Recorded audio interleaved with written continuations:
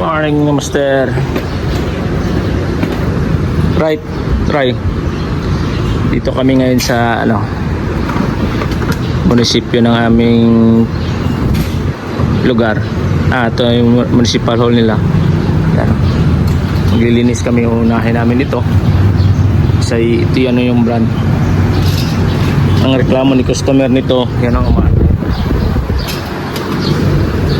Tumutulo na raw yung tubig sa loob. Tinanong ko kung ilang buwan na ito, 7 months nang hindi nalinisan.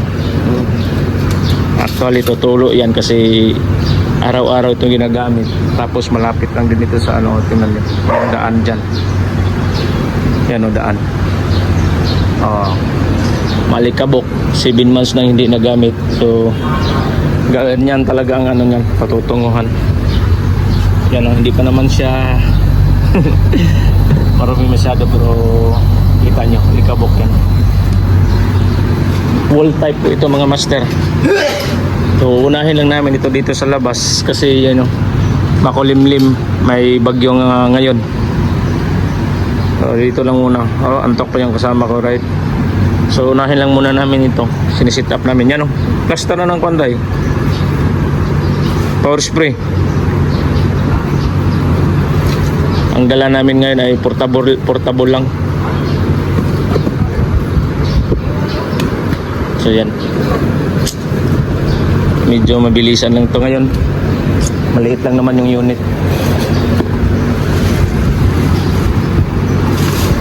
So unahin lang namin to, wala pang tubig. Nahiram pa ng isang timba si Charles. So yan yung gamit namin.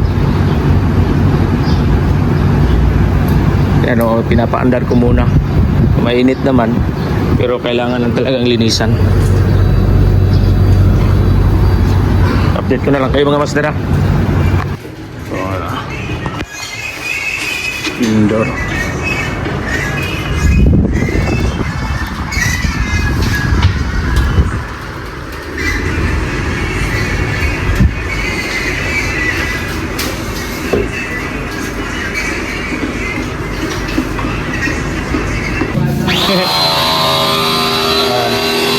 Tingnan ko yung evaporator andun sa loob.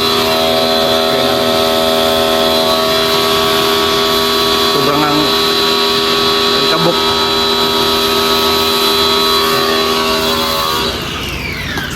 Oo.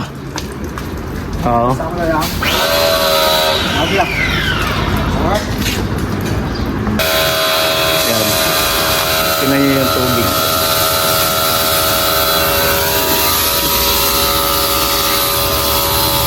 Sobrang malapit na kasi sa daan. Inuna namin ito kasi makulimlim kanina. Ngayon tingnan nyo, uminit ulit. Pero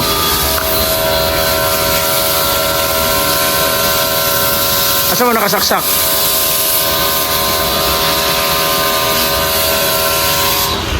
Unahin lang namin ito kasi nasa sa taas mamaya. Baka hindi na ako makapag-upload yan, dito lang kasi nasa baba lang, diba?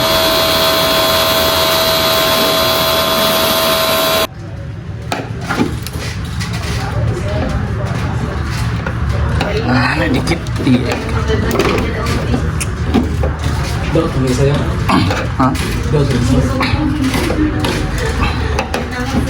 Okay, kagahi yan, natapos na rin. Natapos na rin. Yeah. Goods na rin. Goods na yan. Hindi na ako nakapag-video sa loob kasi nangingay doon. Ingay ng power spray. So yan, nagliligpit na, alis na rin sa lakas. Next time ulit. Right, Charles?